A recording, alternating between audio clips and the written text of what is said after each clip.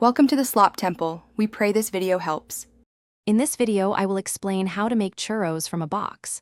First, gather your churro mix, water, and cooking oil. Next, prepare your piping bag with a star-shaped nozzle, which is essential for that classic churro look. Then, heat your frying oil to 375 degrees Fahrenheit.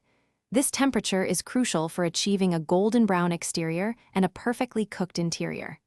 Get ready for some deliciousness. Now, let's get to the fun part.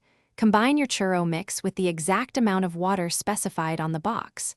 Stir until you have a smooth, lump-free dough. This consistency is key for easy piping. Once your oil is hot, carefully pipe the dough directly into the oil, creating churros about 4 to 6 inches long.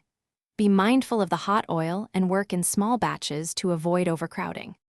Fry your churros for about 2 to 3 minutes, turning them gently until they are beautifully golden brown on all sides. Once cooked, carefully remove them from the oil and place them on a plate lined with paper towels to drain any excess oil. While they are still warm, toss them generously in a delicious cinnamon sugar mixture. This coating adds that irresistible sweetness and classic churro taste. Your homemade churros are now ready to be enjoyed. Serve them immediately while they are warm and crispy. They pair wonderfully with various dipping sauces like rich chocolate, creamy caramel, or sweet dulce de leche. Don't forget to check the description below for a link to the Oala water bottle and other great deals. Enjoy your delicious, freshly made churros.